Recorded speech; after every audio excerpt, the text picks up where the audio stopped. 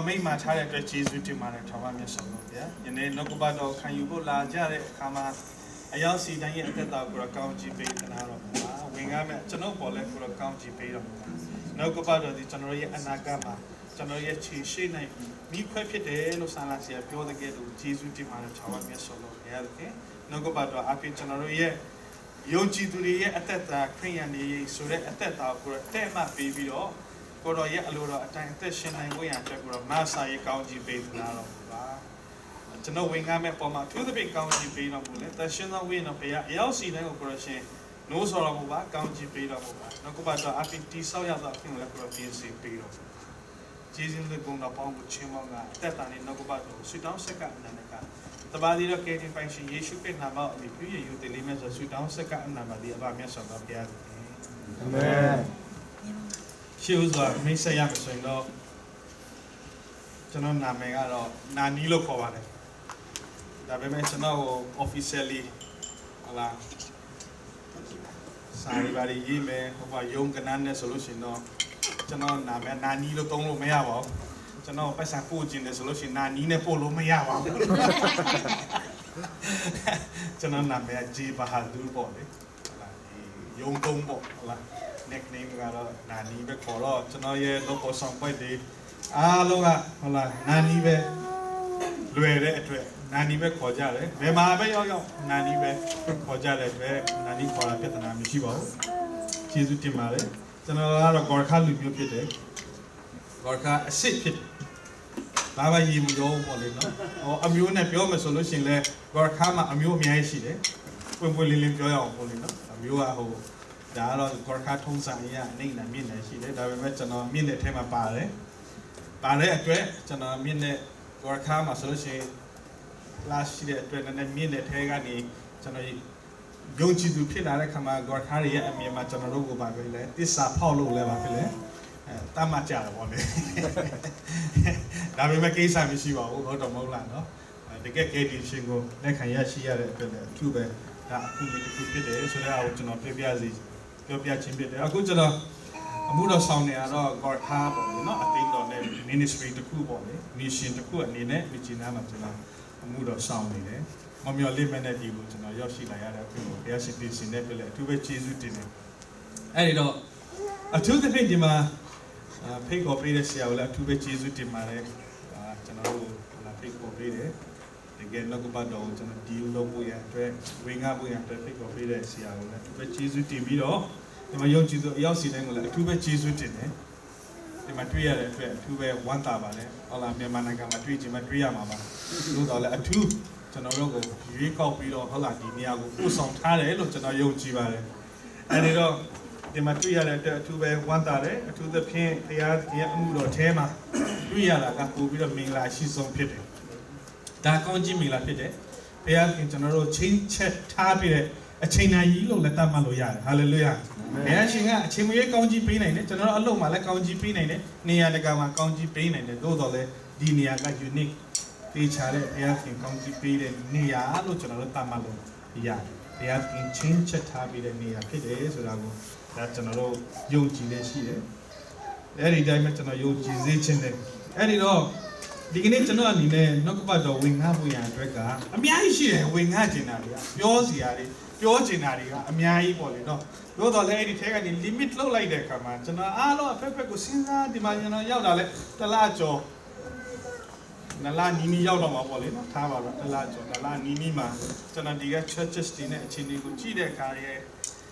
ဒီမှာဖះရှင်အများကြီးကောင်းချီးပေးတာတွေတွေ့ရတယ် physically နော်ကျွန်တော်တို့ခန္ဓာပိုင်းမှာပေါ့လေနော်အဲ့တော့တချို့ကလည်းဗာပြောလဲဆိုလို့ရှိရင်အရန်လွယ်တယ်ဆရာတဲ့ဒီမှာရောက်စား2ပတ်3ပတ်လောက်ပဲရှိသေးတဲ့ပုံကိုယ်တွေကလွယ်တယ်တဲ့တကယ်ဖះရဲ့ကျေးဇူးတော်ပဲတဲ့အဲ့ကကလေးနဲ့ဟုတ်တယ်မလား socks ဆိုလုပ်လိုက်တာနဲ့ဘာမှမဝယ်လို့ရတယ်ပတ်စံတွေဖက်လာတယ်ပေါ့ကွာဟုတ်တယ်မဟုတ်လားနွားနို့ဆိုလို့ရှိရင်အပြည့်ပဲဗာလေအပြည့်ပဲအစီပြေတယ်ပေါ့ကွာနော်ဒါပေမဲ့အဲ့ဒီ critic ရဲ့အကြောင်းသိနားမလဲလို့လည်းဖြစ်ကောင်းဖြစ်မှာပေါ့ဒါပေမဲ့ however ဘယ်လိုပဲဖြစ်ဖြစ်ဒါကျွန်တော်တို့ရဲ့အသက်တာထဲမှာဖះသခင်ကတော့ဗာဖြစ်လဲဆိုလို့ရှိရင်ပူစီယံမလို့တဲ့အပိုင်းပဲမှာလည်းအများကြီးဗာဖြစ်လဲအထောက်ကူပေးနေတယ်ဆိုတော့ကျွန်တော်ယုံကြည်တယ်ဟုတ်လားကျွန်တော်ရှင်မှာတော့မြန်မာနိုင်ငံမှာတော့အားလုံးသိတဲ့အတိုင်းပဲပတ်စံအထုတ်လိုက်ကင်ပြီးမှသွားမှာပဲအဆင်ပြေတော့ဟုတ်တယ်မဟုတ်လား အဲ့ဒီအထုပ်လိုက်ရဘူးလည်းမလွယ်ဘူးအဲ့တော့တချို့မိတ်ဆွေတယောက်ကပါပြောတယ်ဆိုကျွန်တော်ဒီနေ့ဝင်ငွေကနည်းနည်းလေးလာကြည့်ပါအောင်ဆိုတဲ့အခါမှာကျွန်တော်ကြည့်လိုက်တဲ့သူရဲ့ paper မှာကြည့်လိုက်တဲ့အခါမှာကျွန်တော်သူ့ဝင်ငွေကအရင်နေတဲ့ဆရာတဲ့ဘာဖြစ်လို့လဲဆိုလို့ရှိရင်အစီမပြေဘူးတဲ့လူငယ်တဲ့နေ့ကလုံးတာတိတ်အစီမပြေတော့သူ့ဝင်ငွေကအရင်နေတဲ့ခါကျတော့မြန်မာနိုင်ငံရဲ့ဝင်ငွေနဲ့တိုင်းတာမယ်ဆိုလို့ရှိရင်ကအရန်ကိုများနေလောပန်တယောက်ရဲ့ဝင်ငွေလောက်ဖြစ်နေတာပေါ့လေနော်ဒါပေမဲ့သူနည်းနည်းညီးတာပေါ့တိတ်အစီမပြေဘူးဆိုဒါပေမဲ့ကျွန်တော်ခွန်အားပေးလိုက်ပါလေဘာပဲဖြစ်ဖြစ်ဒီနိုင်ငံမှာခင်ဗျားတို့အဲ့ဒီဝင်ငွေနဲ့အစီမပြေဘူးပြည်တယ်ဆိုတာတော့အများကြီးတွေ့လို့ရခွင့်ရပြီမြန်မာနိုင်ငံအတိုင်းအတာနဲ့ပြောမယ်ဆိုလို့ရှိရင်တော့လို့ဒီငွေရဖို့ရထုတ်ကတကယ် miracle ပဲလို့ဟုတ်တယ်မတကယ်အော်ဘယ်နည်းလက္ခဏာပဲလို့ဟုတ်တယ်မဟုတ်လားမြန်မာနိုင်ငံမှာဟိုချမ်းသာတဲ့လူတွေကအရင်ချမ်းသာပြီးတော့အလုပ်လုပ်ပြီးတော့တာမန်နေစဉ်ပါဖြစ်လေလုပ်ရတဲ့လူကတော့ပါဖြစ်လေတာမန်ခက်ခဲတဲ့ပုံစံဖြစ်တယ်โอเคအဲ့ဒီတော့ဒီမှာအများကြီးဖျားခင်ကောင်းကြီးပေးတဲ့အရာတွေတွေ့ရှိရတယ်ဆိုတဲ့ဥစ္စာကိုတော့ကျွန်တော်တော့အားလုံးနားလည်သဘောပေါက်ပြီးသားဖြစ်တယ်ခက်ခဲတာလေးရှိနေမယ်ဒါပေမဲ့ကျွန်တော်အနေနဲ့ကကျွန်တော်ရဲ့အတွေ့အကြုံနဲ့ဒီကနေ့ဘာကိုခွန်အားပေးခြင်းတလဲဆိုလို့ရှိရင်ကျွန်တော် Christian ဖြစ်တဲ့ third generation ဖြစ်ပြီကျွန်တော်အဖိုးဖွားကနေကျွန်တော် Christian ဖြစ်တယ်အင်္ဂလိပ်မှာကြီးထွားလာတယ်ဆိုလို့ကျွန်တော် tradition ပေါ့နော်အင်္ဂလိပ်တော့ Baptist လို့ဆိုတာရှင်းရှင်းပြောမှဆိုရင်ဟော tradition လို့ခေါ်တာပေါ့အဲမျိုးနဲ့ကျွန်တော်ကြီးထွားလာတာဖြစ်တယ်အဲဒီတော့ခရိယာအသက်တာဆိုတာကဘယ်လိုခေါ်မလဲဆိုတော့ကြီးတော့ကြီးထွားလာတယ်ခရိယာအသက်တာလို့ပြောလိုက်တဲ့ခါမှာယေရှုကိုယုံကြည်လားဆို yes ယုံကြည်တယ်ဟုတ်တယ်မဟုတ်လာ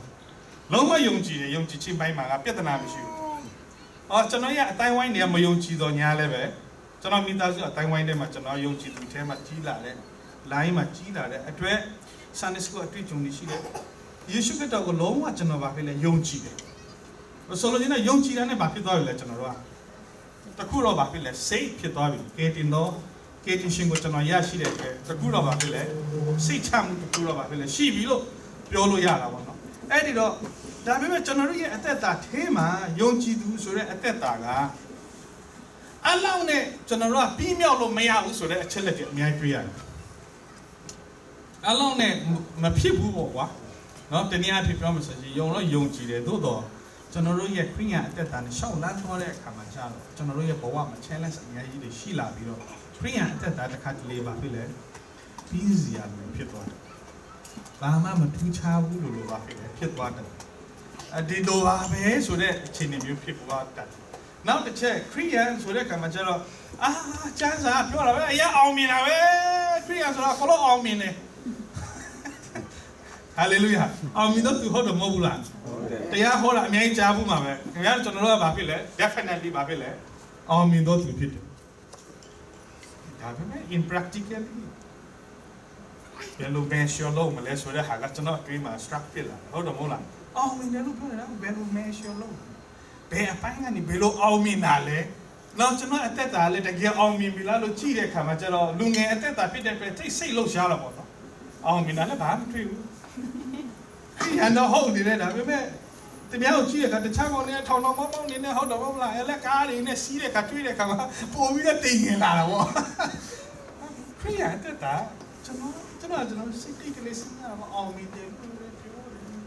အောင်မြင်တော့ဖြစ်တယ်ဟာလေလုယာလောကမှာကျွန်တော်တို့ကဘာဖြစ်တယ်ညာဖြစ်တယ်လို့အများကြီးကြားမှုတဲ့ခါကျတော့ okay ဒါပေမဲ့တကယ်လက်တွေ့တက်တာတော့ဘာဖြစ်လဲအရှင်းမပြေလာဘူးအဲ့ဒီကကျွန်တော်ရဲ့ခရိယာအသက်တာ struggling ဖြစ်လာရုန်းကန်ရအများကြီးယုံကြည်ခြင်းထဲမှာကြီးထွားလာကျွန်တော်ရုန်းကန်ရတယ်အဲ့ဒီရဲ့အတွေးခေါ်တွေရှိလာမှလည်းပို့ပြီးတော့ဖခင်ကိုတီးဖို့ရန်အတွက်ဖြစ်လာတယ်ဟာလေလုယာဒါရဲ့ဖခင်ကိုရှာဖို့ရန်အတွက်ဖြစ်လာတယ်အဲ့ဒီတော့ဒီကနေ့ကျွန်တော်ယုံကြည်သူတွေကိုခွန်အားပေးခြင်းတာကျွန်တော်တို့တေချာပြီးသားကတော့အောင်မြင်သောသူဖြစ်တယ်ဒါနဲ့တေချာပြီးသားပဲကျွန်တော်တရားဟောတာလည်းအများကြီးကြားရမယ်ဘာကြောင့်လဲဆိုလို့ရှိရင်ကျွန်တော်ပြောပြမယ်နော်ဘုရားတခင်ရဲ့ဤသူတွေကဘာဖြစ်လို့ဆိုဒီမှာကျွန်တော်တို့ဟလာအရွယ်တွေလူငယ်တွေအများကြီးလက်ရှိတဲ့အတွက်ကျွန်တော်တရားတွေအရေးကြီးတယ်ဘာဖြစ်လို့လဲဆိုလို့ရှိရင်ဒီကနေ့ကျွန်တော်ရဲ့ဒီ product တစ်ခုကိုကြည့်အောင် Samsung product တစ်ခုကိုဝယ်တယ်ဖုန်းပဲဖြစ်ဖြစ်ဘာပဲဖြစ်ဖြစ်ဟုတ်တယ်မလားဒီမှာတော့ iPad ဆိုပါစို့ဟုတ်တယ်မလားအဲ့ဒီ product ကိုဝယ်လိုက်တဲ့အခါမှာဒီဖုန်းတစ်ခုကိုဝယ်လိုက်ရင် तू ကဘာပေးလဲဆို manual တစ်ခုပေးတယ်ဟုတ်တယ်မဟုတ်လားနော်ရေးထားပေးတယ်ဒီတရွက်မှာဒီကောင်ရဲ့ propose ပေါ့ ရွယ်ရတယ်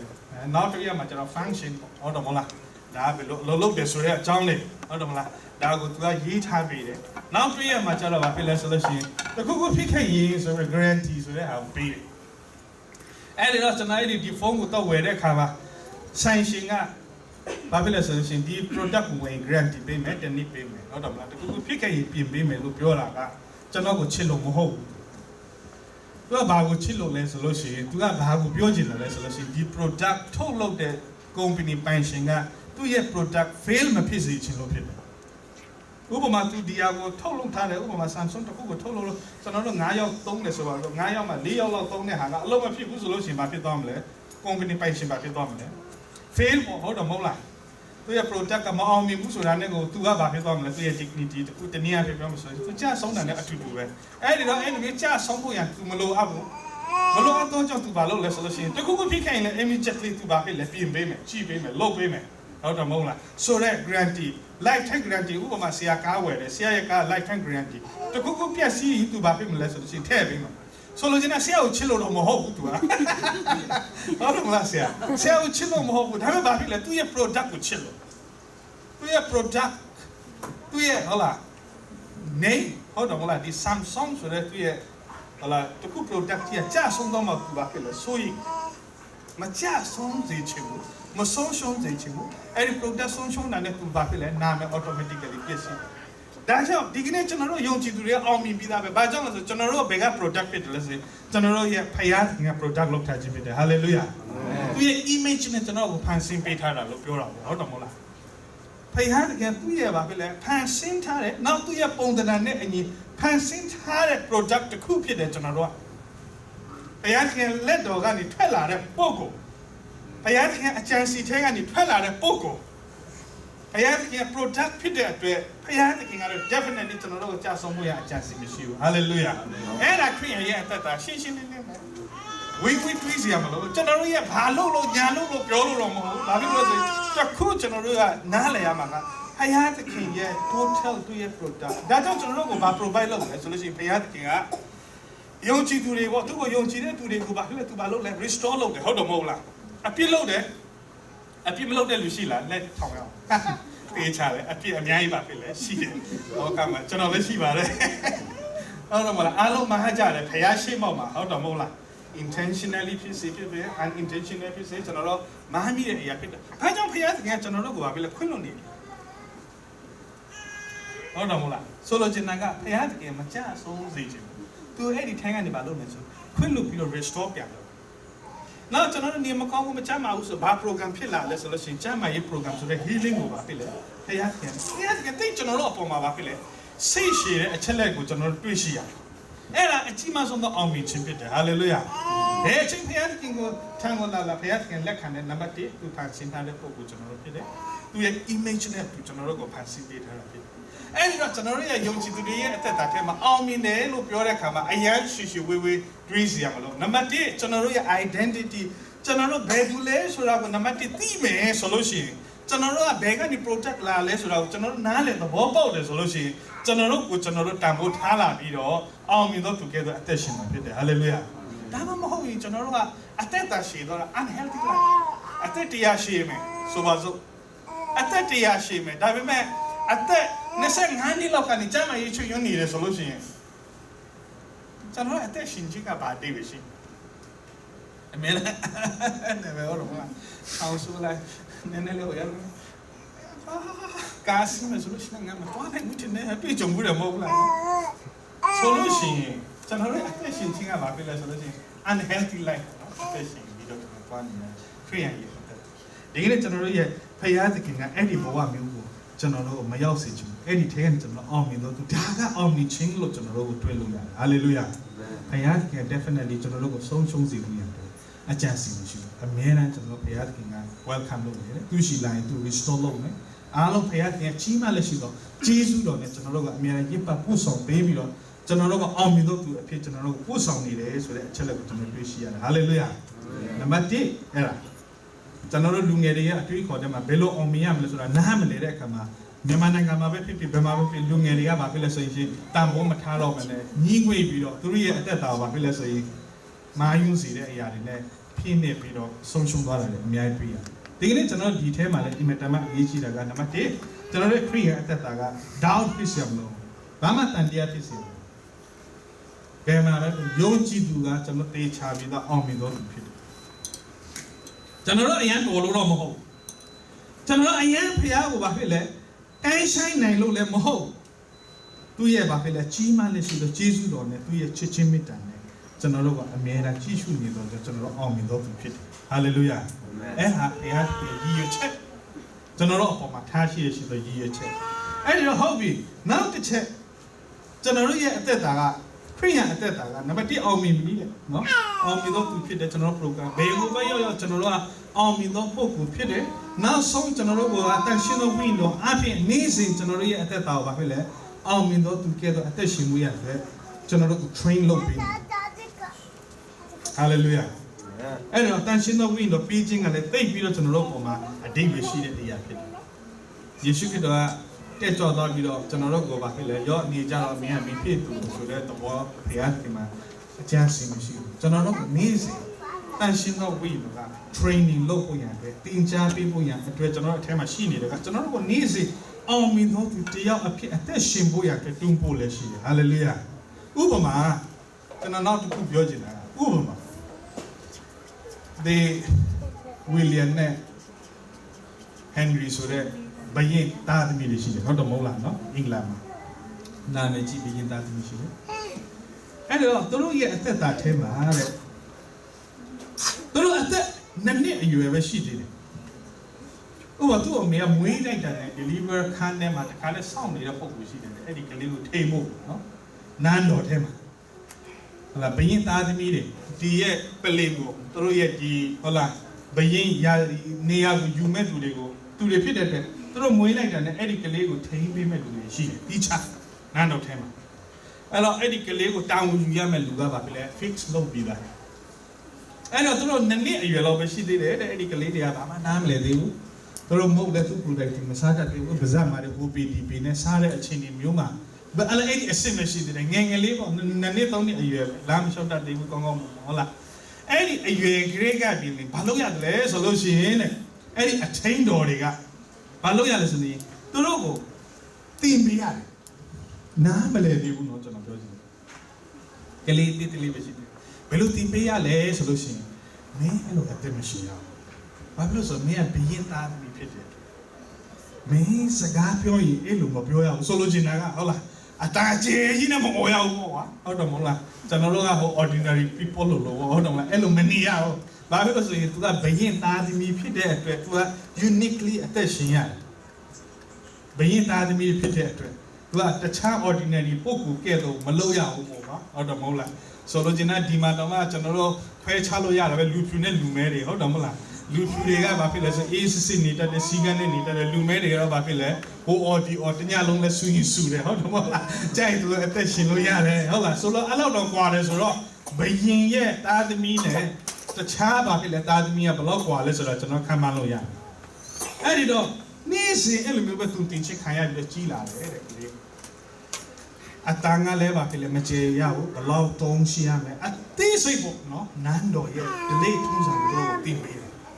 တင်ပေးတယ်ဆိုတော့အဲ့အချင်းတွေကိုဘယ်မှာပေါ်လွင်တယ်လဲဆိုလို့ရှိရင်တဲ့သူတို့ရဲ့အမေတည်သွားတယ်ဟုတ်တော့မလားဒိုင်ယနာ accident နဲ့တည်သွားတယ်ဟုတ်လားတကယ်အရွယ်ကောင်းတဲ့အချိန်တကယ်ကဘာမှာနာမည်ကြီးနေတဲ့အချိန်အရန်လူတွေကိုကူညီပြီးတော့တကယ်ဟုံတက်တက်ဖြစ်နေတဲ့အချိန်မှာဆုံးသွားတယ် accident တကယ် tragedy တကယ်ဆိုးဝါလုံးနဲ့အတွေ့အကြုံသူတို့နေရာမှာတွေ့ကြုံရမိသားစုတယ်အဲ့ဒီတော့တဲ့လူတွေကနေရာတကာကလူတွေကသူ့ရဲ့ထောက်ပံ့ကြေးတွေရရှိတဲ့လူတွေကအဆောက်ဟဲ့နေကြငိုကြလမ်းနေပြီးလမ်းပေးနေမှာဟုတ်လားအဲ့ဒီတင်းချတဲ့သူကငါပါကြည်ခွဲကြစိတ်ကြီးကြတယ်သူတို့လည်းကြည်ခွဲတယ်အဲ့ဒီတော့ဇာပနအခန်းကိုရောက်လာတဲ့အခါမှာနောက်ဆုံးကြိုဖို့ရံပဲဖြစ်လာတဲ့အချိန်တွေမှာတဲ့အဲ့ဒီသားနှစ်ယောက်ကဘယ်လိုမျိုးအသက်ရှင်ရလဲဆိုလို့ရှိရင်ပရိသတ်တွေရဲ့ဂျားမှာဘယင်သားနှစ်ယောက်ကနန်းတော်ကိုယူမဲ့သားနှစ်ယောက်ခုန train ချင်းခံရတဲ့သားနှစ်ယောက်ကဘယ်လိုမျိုးအသက်ရှင်ရလဲဆိုလို့ရှိရင်အဲ့ဒီမှာလူတွေအယံငိုနေတဲ့အချိန်မှာတို့ပါဖြစ်လဲမုံငိုရကိုအမေဆုံးသွားတယ်နော်ကြီးခွဲတယ် တကြုံမဲ့မငိုရဘယ်လိုမျိုးမှတ်တရရလဲဆိုအမြဲတမ်းအာနာနဲ့မှတ်တရရတယ်ဟာလေလုယာအမြဲတမ်းအောင်မြင်သောသူကဲ့သို့သောပုံစံမျိုးနဲ့ full of authority အာနာတကူအမိန့်ရှိတဲ့ပုဂ္ဂိုလ်အနေနဲ့ပါဖြစ်တယ်ပြတ်ကြည့်ရတယ်ဘလောက်ပဲဒုက္ခရှိနေပါစေသူရဲ့ဘေးပတ်ဝန်းကျင်မှာဘလောက်ပဲ crisis ဖြစ်နေပါစေကျွန်တော်တို့ရည်တွက်လို့မရတဲ့ crisis ကျွန်တော်တို့မှာရှိတယ်ဒီကနေ့ရှိတယ်အခုရှိတယ်ကျွန်တော်တို့ရှိတယ်ဒါပေမဲ့ဒီကနေ့ကျွန်တော်တို့ဘယင်သားလို့ပြောတာဘယ်လိုပဲ crisis ဖြစ်နေပါစေတန်ရှင်းသော window ဖယားသခင်ကဥပဇေဆရာအဖြစ်ကျွန်တော်တို့ကိုပြောနေတယ်ဆိုအမြဲတမ်းသူစီနေတာငါသားမင်းဒီလိုအသက်ရှင် hallelujah ကျွန်တော်နေ့စဉ်လို့စိတ်ဝင်စားတာတန်ရှင်းသော window ဖြစ်တယ်တန်ရှင်းသော window ကျွန်တော်တို့ကိုဘာလုပ်ပေးနေလဲဆိုလို့ရှိရင်နေ့စဉ်အောင်မြင်သောသူကဲတော့အသက်ရှင်ဖို့ရတဲ့တွန်းတင်ပေးနေအဲ့ဒါကတန်ရှင်းသော window ရဲ့ကြီးမားလေးရှိသောလို့ဆောင်ချက်ဘလောက်ပဲ crisis ဖြစ်နေပါစေ no matter ဘလောက်ပဲဒုက္ခဖြစ်နေပါစေကိစ္စမရှိဘူးကျွန်တော်တို့ယုံကြည်သူတွေကဘယ်လိုမျိုးလဲအခုနကကျွန်တော်ပြောလို့ automatically အောင်မြင်တော့သူဖြစ်တယ်အဲ့ဒီမှာပြင်ရင်ကျွန်တော်တို့ကပါပြင်လို့ဆိုလို့ရှိရင်အောင်မြင်တော့သူဖြစ်တယ်တက်ရှင်ဖို့တန်ရှင်းတော့ဝင်တော့ယနေ့ကျွန်တော်တို့ကိုဥပဇေဆရာဖြစ်ထိန်တိန်တွန်းတင်နာစာပေးနေတယ် hallelujah ဒါနဲ့ကျွန်တော်တို့ကဥပဇေဆရာတန်ရှင်းတော့ဝင်လို့ပြောရကမှတခါတလေ Pentecostal ဆရာပေါ့နော်ဒါကျွန်တော်ကတော့ Pentecostal ကျွန်တော် AG ဖြစ်တယ်အရင်တော့ကျွန်တော် Anglican ဖြစ်တယ်အခု AG ဖြစ်တယ်ဟုတ်တယ်မဟုတ်လားနော်ကျွန်တော်ရဲ့ဒါခံယူချက်အရာကျွန်တော်ခံယူချက်အရန်လွဲလို့တော့မဟုတ်ပါဘူးအဲ့လိုမျိုးမဟုတ်ဘဲနဲ့ကျွန်တော်ကြည်ပြီးနေအချင်းတွေရကျွန်တော်ဖြစ်လာတယ်ကျွန်တော်ပြောချင်တာတန်ရှင်းသောဝိညာဉ်ဆိုတာကအာသနန်တစ်ခေါက်တော့ပဲမဟုတ်ဘူးနမိတ်ဒုက္ခဒီယောဂပျောက်တာတော့ပဲမဟုတ်ဘူးဒါမှမဟုတ်လဲဆိုကျွန်တော်ရဲ့အတွင်းထဲမှာအမြဲတမ်းအောင်မြင်သောသူကဲသို့အသက်ရှင်ဖို့ရန်အတွက်ကတန်ရှင်းသောဝိညာဉ်ကြီးမားလေးရှိသောလုပ်ငန်းကိုလုပ်ဆောင်နေရှိတယ်ဟာလေလုယာဒါကြောင့်တချို့ကတန်ရှင်းသောဝိညာဉ်လို့ပြောတဲ့အခါမှာလာပြီးဒီဆရာငါတို့ကအာသထန်းတင်ပြီးတော့မလားမသိဘူးလို့ no ဟုတ်တယ်မဟုတ်လားဘယ်လိုအဲ့ဒါကျွန်တော်ပါဖြစ်လဲဒါ gift ဖြစ်တယ်ဘုရားရှင်ကိုခင်ဗျားတို့ဆွတောင်းတယ်ဆိုလို့ရှိရင်ဒါဘုရားရှင်ကျွန်တော်တို့ပေးနိုင်တဲ့ language တစ်ခုဖြစ်တယ်နမိတ်လက္ခဏာလုံးမလို့အောင်ပြီဟုတ်တယ်နမိတ်လက္ခဏာ that's နမိတ်လက္ခဏာ what နမိတ်လက္ခဏာနမိတ်လက္ခဏာအကြီးမားဆုံးတော့ဘာနမိတ်လက္ခဏာလဲဆိုရင်နေ့စဉ်ကျွန်တော်တို့ဘဝမှာရှောက်လာတဲ့အခါအောင်မြင်သောသူကဲ့သို့အသက်ရှင်နိုင်ဖို့ရတဲ့ကအိမ်မှာတမန်ကြီးမားတဲ့ရှိသောနမိတ်လက္ခဏာဖြစ်တယ် hallelujah ဒါကြောင့်ကျွန်တော်ခရိယံအသက်တာကိုကျွန်တော်မမကန်ကန်နဲ့ဘယ်မှာပဲရောက်နေပါစေကျွန်တော်ရက်တည်ရဲ hallelujah ဘယ်နိုင်ငံပဲရောက်ကျွန်တော်ရက်တည်ရဲဒါ kingdom principle လို့လည်းခေါ်ဘယ်မှာပဲအမျိုးမရှိနဲ့ no matter ကူညီမဲ့လူမရှိနဲ့ no matter ကျွန်တော်ကဘာဖြစ်လဲဆိုရင်တကယ်ကူညီနိုင်ပြီးတော့ဖယားသခင်ရဲ့ရည်ရချက်အောက်မှာကျွန်တော်ရှိနေတော့ကြောင့်ကျွန်တော်မှာဘာဖြစ်လဲဆိုရင် confident စိတ်ရှိနေတာဖြစ်တယ် hallelujah ဘယ်မှာပဲရောက်ပြဿနာမရှိဘူးဒါမှရင်လေးစေအကြောင်းလည်းဘာဖြစ်လဲမရှိဘူးဒါကြောင့်ဒီများလည်းပြောတယ်ကျွန်တော်ဂေါ်ခါဟိုကိုရောက်တိုင်းဒီကောင်ဂေါ်ခါလို့ပဲဖြစ်တော့မယ်ဟိုဟိန္ဒူကိုပဲဆက်လက်ပြီးကိုယ်ကိုယ်တော့လို့ကျွန်တော်ထင်တယ်ဥပမာကျွန်တော်ရဲ့အမေဘက်ကအမျိုးတွေကအလုံးဟိန္ဒူတွေကိုဟိန္ဒူကျွန်တော်ကတကယ် strong ဟိန္ဒူတကယ်ပြင်းထန်တဲ့ဟိန္ဒူဘာသာကိုယ်ကိုယ်ကျွန်တော်အမေဘက်ကအလုံးကျွန်တော်အဖေဘက်ကလည်းကျွန်တော်တို့ကတော့တကယ်ယုံကြည်သူဖြစ်တဲ့ရှင်အဲ့တော့ကျွန်တော်တို့ငယ်ငယ်ကလေးကနေကျွန်တော်တို့က Sunday School နဲ့ကြီးလာတယ်ကျွန်တော်တို့ရဲ့ Christian ရဲ့ foundation အများကောင်းတယ်ပေါ့နော်အဲ့လိုပဲကျွန်တော်ပြောရအောင်ဟုတ်တယ်မဟုတ်လားဟိုတခါလေဟိုဘာမသိဘူးမသိနဲ့ပြောင်းလဲလာတာမဟုတ်ဘူးနဲ့အဲမှာနေ့စဉ် Christian ရဲ့အသက်တာစိတ်ပြီးတော့ culture ကကျွန်တော်တို့အဲမှာလွှမ်းမိုးပြီးတော့ကျွန်တော်တို့ကြီးထွားလာတာဖြစ်တဲ့အတွက်ကျွန်တော်တို့ကဘာဖြစ်လဲဆိုရင်ဟိုအမေဘက်ကအမျိုးတွေကဘာလဲဆိုခေါ်သွားတယ်ငယ်ငယ်ကလေးကနေဘယ်ကိုခေါ်သွားလဲဆိုလို့ရှိရင်ဟိန္ဒူတွေများတဲ့ရွာပေါ့နော်ကျွန်တော်အမေရွာကိုခေါ်သွားတယ်ခေါ်သွားပြီးတော့ကျွန်တော်တို့ကဘာလုပ်လဲဆိုလို့ရှိရင်ပွဲတွေမှာဘာလုပ်လဲဆိုလို့ရှိရင်ဆန်ကတ်တော့ဟုတ်တယ်မဟုတ်လားကျွန်တော်တို့တချို့တွေတွေ့မှာဆန်ကတ်တယ်ကော်ခါတွေဆန်ကတ်ပွဲလာတော့မှတင်တယ်ကြားခင်မှာဒီမှာလည်းလုပ်လိုက်မယ်ကော်ခါတွေဟုတ်တယ်မလားဆန်ကတ်ပွဲလာတဲ့ခါမှာကျတော့ဘာလုပ်လိုက်လဲဆိုလို့ရှိရင်ကိုအဖိုးအိမ်တွေမှာဆန်ကတ်ရတယ်အမျိုးတွေအိမ်မှာဆန်ကတ်တာဟုတ်နော်မသွားမရဘူးဆန်ကတ်ပြီဆိုရင်ပတ်ဆံပေးတယ်အဲ့ကလေးဘဝမှာအဲ့ဒီပတ်ဆံကအရေးကြီးတယ်ပတ်ဆံအရန်လိုအပ်နေပြီကွာပတ်ဆံစိတ်ထဲမှာအပ်ဒီမှာပတ်ဆံကအရန်လိုအပ်နေမသွားရင်ငါတို့အဲ့ဒီဆန်ကပွဲမရောက်ခင်ကျွန်တော်ရဲ့ညီအကိုတော်တွေကဗာပြောတယ်ဆိုငါတို့အဖိုးရှိမှသွားရင်ပတ်ဆံရေးလဲရှယ်ပေးတယ်ပေါ့ကွာငါကြက်30ပေါ့အရန်ရတယ်အဲ့ဒီအိမ်ကိုငါတို့အဖိုးအိမ်ကိုဆော့ဆော့စီသွားမယ်အရင်ဆုံးပေါ့ငယ်ငယ်လေးငယ်တော့ညာလဲအလုံးအတွေ့အကြုံနားလဲပြီးသားအဲ့ဒါပြီးရင်တော့သူ့ရှိသွားမယ်ဘယ်ကောင်းရှိမယ်ကိုတော့ဘာလို့ဆိုပတ်ဆံများမျာ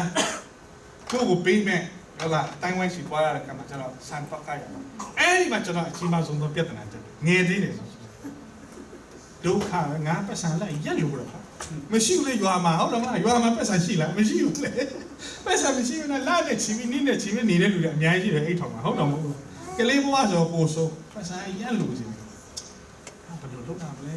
ကျွန်တော်စဉ်းစားလို့မပေါ့ဒါပေမဲ့တခုကကျွန်တော်ကအဲ့ဒါမှကြိုက်ရင်မရဘူးကိုကျွန်တော်ခရီး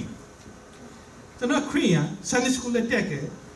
ခရီးရန်ကိုတော့အရင်နားလေတော့မဟုတ်ဘူးဟုတ်တယ်မလားဒီ Sunday school ဘဝပဲရှိသေးတာဟုတ်တယ်မလားကျွန်တော်အင်္ဂလိပ်ကမနဲ့ကြီးတဲ့အထိ Sunday school တက်ရတယ်အဲ့ဒီတော့မှဆိုတော့ဒါကကျွန်တော်အင်္ဂလိပ်လည်းတုံ့တင်ဟိုဘူးမင်းခရီးရန်အဲ့ကောင်ကမှဖြစ်လေဟိန္ဒူဖြစ်တဲ့အတွက်မတူဘူးဆိုတဲ့ဟာကိုလည်းပြောပြရတယ်အားလုံးဒီထဲမှာအပြည့်အဝရှိနေတယ်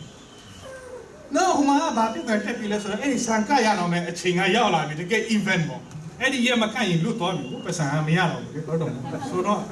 ကြောင်ပြိတဲ့အချိန်မှာနေရဒီမှာဒုက္ခရောက်နေတဲ့အချိန်ဖြစ်ဒါပေမဲ့ဖခင်တခင်ကကျွန်တော်တို့ကြီးမှစဉ်းစားတယ်ကဖခင်တခင်အဲ့ဒီကြဲနေကျွန်တော်ကိုအရန်ကာပဲပေးလိုက်တယ်ချက်လက်တယ်အများကြီးအဲ့ဒီတော့ဘာပဲကျွန်တော်ဆုံးဖြတ်လိုက်ပတ်စံလာအရန်ရကြတယ်ဒါပဲငါခရစ်ငါယုံကြည်သူဖြစ်တယ်ငါအဲ့ဒီယာကိုဘာဖြစ်လဲဆန်တော့ကပ်ပြီးတော့ဒီလိုလုပ်ရမှာဟုတ်တော့ရမှာဟုတ်တယ်အဖိုးကြီးတွေကိုဆန်ကပ်ရမယ်ကပ်ပြီးတော့ပဲလေဒီလိုလုပ်ပြီးတော့အဲ့သူတို့ကဟုတ်ကဲ့ဘာညာဆိုတော့ပတ်စံပေးမှာဟုတ်အဲ့ဒါလည်းယူလာရမှာဆိုတော့အဲ့ဒီဘဝကိုတော့ငါရောက်ဖို့ကဖခင်ရဲ့နှိုးဆော်ချက်ကိုပြောပြတာပါ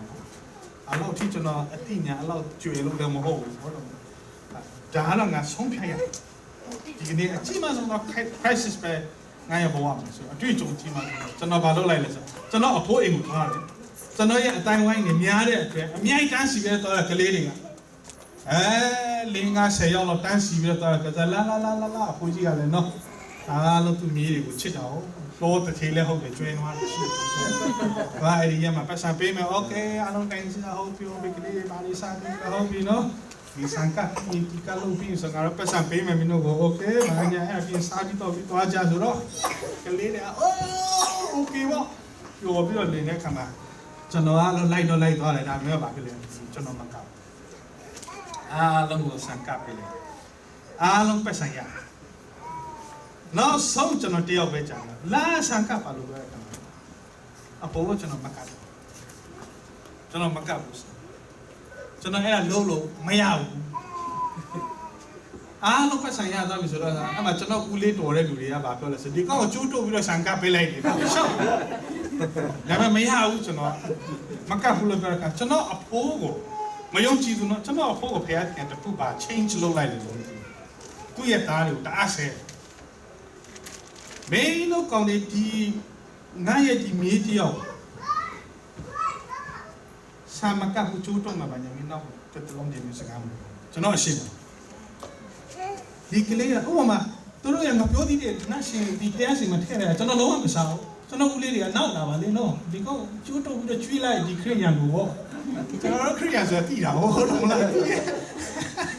ဆိုတော့ကကျွန်တော်ရဲ့အဖိုးကအဲ့ဒီကလေးဘာ change ဖြစ်သွားလဲမသိဘူး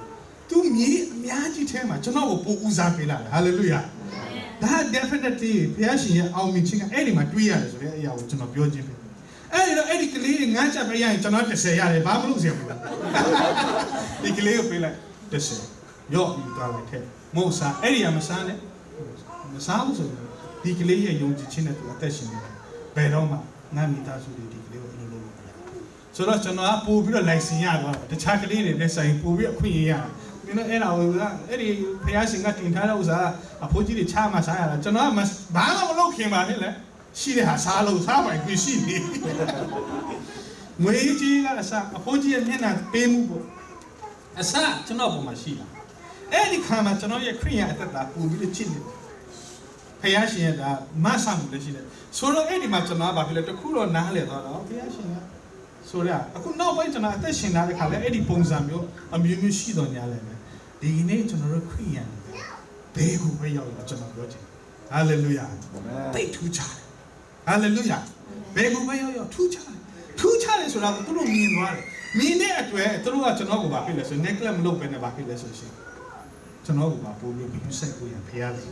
နီလာမျိုးမျိုးအလုံးလုံးသွားတာတွေ့ရတယ်ဖះရှင်လုံးနိုင်မယုံကြည်သူကလည်းလုံးနိုင်တယ် ဒါပေမဲ့ကျွန်တော်တို့ကအဲ့ဒီထဲမှာကျွန်တော်တို့က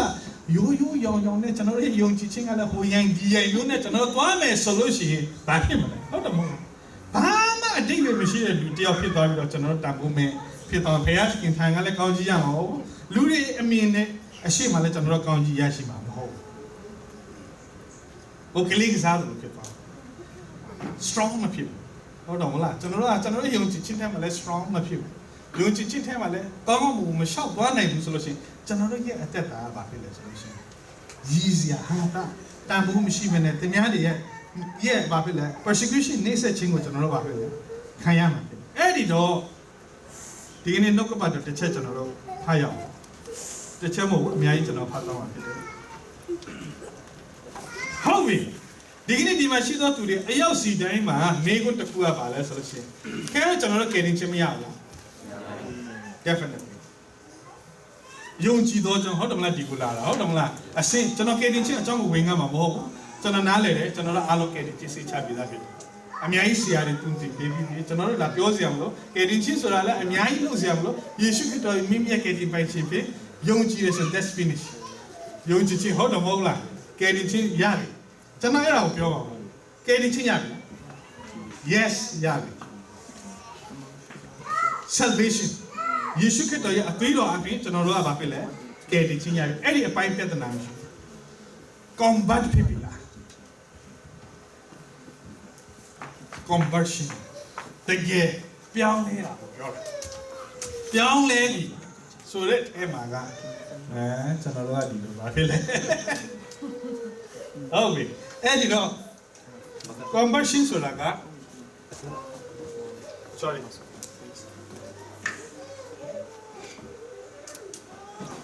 ဒါ salvation ပေါ့နော်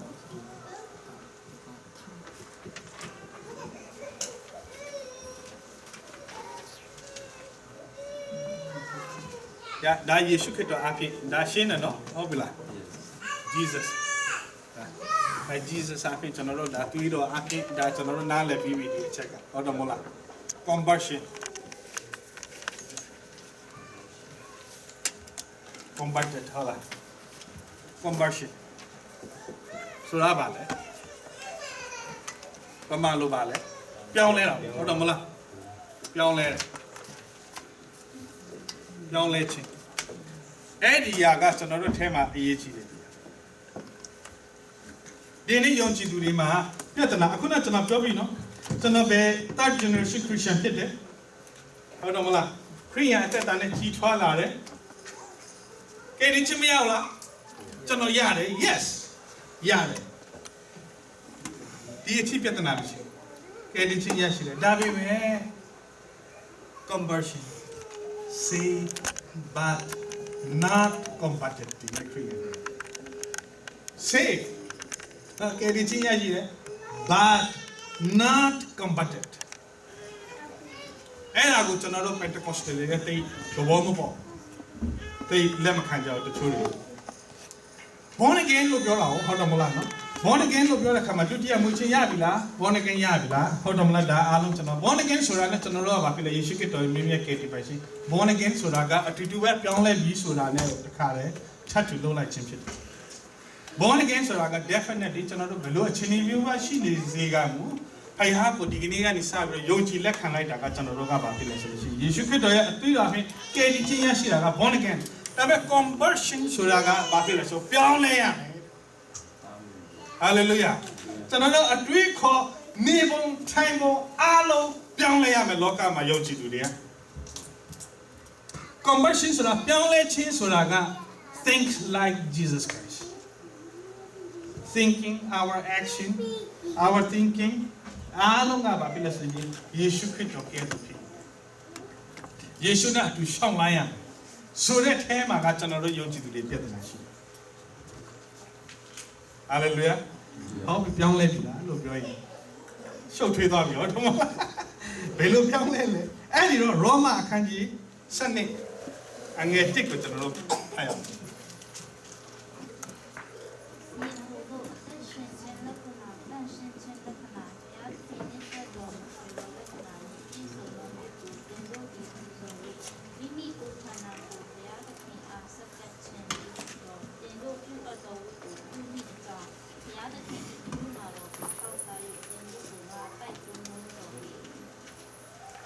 Okay, Jesus.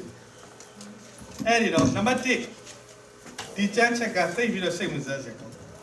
Young G to do with Johnny. We do pure the land. Young G to do with Johnny. Can you see she be done to the Gubapilla? Johnny at the girl. Automola. Yes, Jana Young TV. Jana Yeshukito, Young TV, Jana Kenichi Yashiba, Yilo, pure church, a thin logo, Shimpolua, balloon in lesson. Near Coro, so we have to talk about it. Not paper. Please be appear to them. Hola. Not on my general digging any sabido, Nicoro, Maloyam, solution, and a one page in air. Generally, Kandago, verse 1 month. Generally, Kandago, Maloyam, body, living sacrifices, Lord. Amati, Generally, Kandago, but do tiny diameter. Yeshu Christo, yeah, control out the war. Hallelujah. To your quick handshake, to your seamanaging, to your management out, ma. Generally, living sacrifice, generally, a candle wafile, you do I am. Babylon la solution, Edagate, Yichi, the beginning, generally, Yoji to the ga.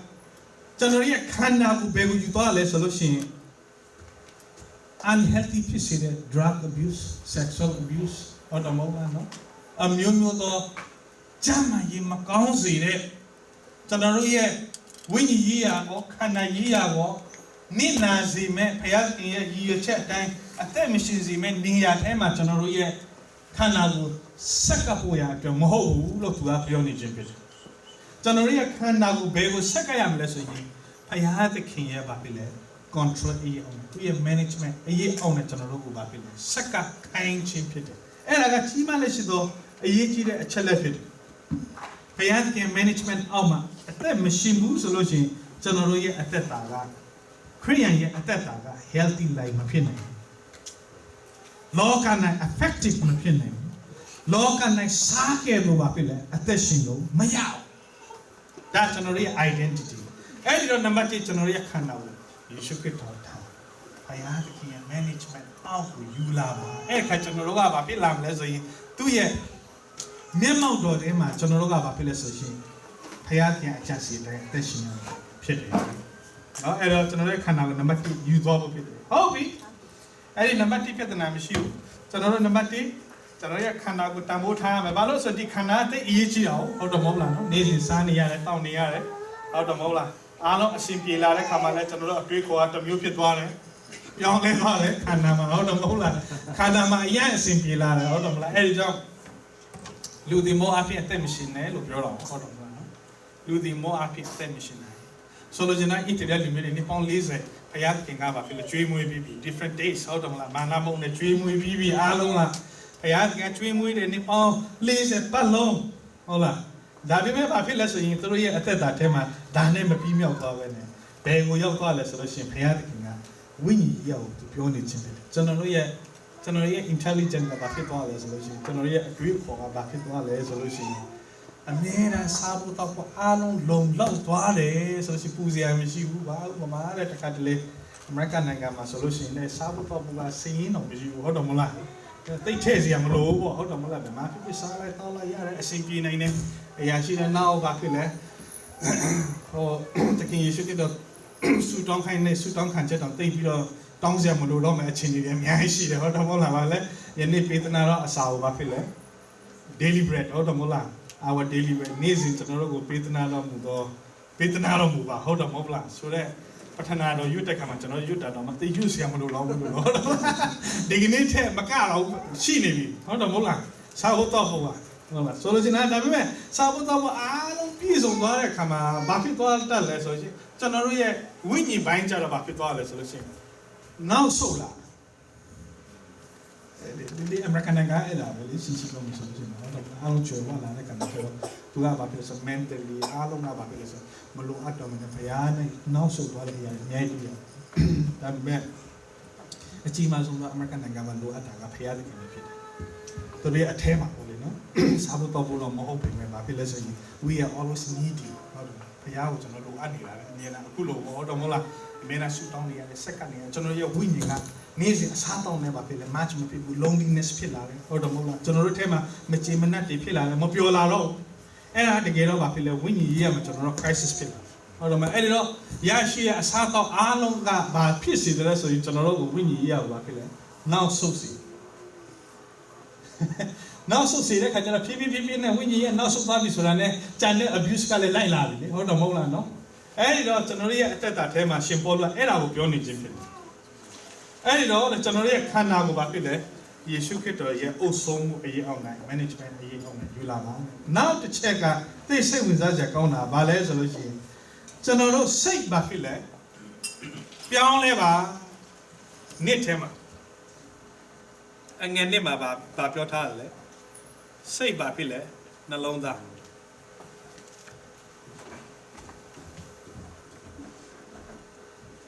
စိတ်နှလုံးသားပြောင်းလဲခြင်းရှိတိတ်စိတ်ဝင်စားချက်ကောင်းကျွန်တော်တို့ရဲ့အတွေးခေါ်ပြောင်းလဲပါကျွန်တော်ရဲ့လောကမဆန်တဲ့လို့သူပြောခြင်းကျွန်တော်ရဲ့ခရိယန်အသက်တာဟုတ်တယ်မလားလောကီပုံသဏ္ဍာန်ကိုမဆောင်မဲနဲ့ပါဖြစ်လဲဆိုရင်ကျွန်တော်ရဲ့အတွေးခေါ်အားလုံးပါဖြစ်လဲစိတ်နှလုံးပြောင်းလဲခြင်းပါဖြစ်လဲရှိကြကဲဒီချင်းရရှိသောသူတွေကိုဘာဖြစ်စေလဲဆိုရင်စိတ်နှလုံးသားပြောင်းလဲဆိုလိုချင်တာက change your life transform conversion ကိုသူပြောနေချင်ဖြစ်တယ် hallelujah အဲ့ဒါယေရှုခရစ်တော်တုန်တင်တဲ့အချက်ကိုသူကတုန်တင်နေတာဖြစ်တယ်ယေရှုခရစ်တော်ဘာကိုတုန်တင်လဲဆိုရင် repent the kingdom of God is at hand ဆိုလိုချင်တာကပြောင်းလဲပါမိရဲ့ direction ကိုဟုတ်တော့မဟုတ်လား repent ဆိုတာကနောင်တရပါဆိုတာကပြောင်းလဲခိုင်းတာကိုသွားနေတဲ့လမ်းကမားနေတယ်လူတွေသွားနေတဲ့လမ်းကမားနေတယ်ယေရှုခရစ်တော်အရင်ဦးဆုံးတရားဟောတဲ့အချက်ကအဲ့ဒါပဲဘာလဲဆိုလို့ရှိရင်နောင်တရကြလားနောင်တရပါဆိုတာကဆေးလေးအိတ်ရက်တော့ပြောင်းလဲခိုင်းတာမဟုတ်ဘူးအဲ့ဒါတော့တစ်မျိုးပေါ့ဟုတ်တယ်မဟုတ်လားဒါပေမဲ့အဲ့ဒီရဲ့အားလုံးလူသားအားလုံးကအဲ့ဒါတောက်နေတာမဟုတ်တာဟုတ်တယ်မဟုတ်လားလူသားအားလုံးကသွားနေတာကဘယ်ကိုသွားနေတယ်လဲဆိုလို့ရှိရင်ကတကယ် wrong way kingdom of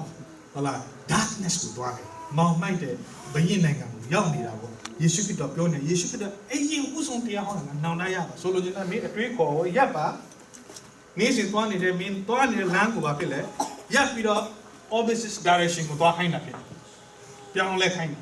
အဲ့ဒါဖြစ်တယ်အဲ့တော့ယေရှုခရစ်တော်ထံတော်ဘာကို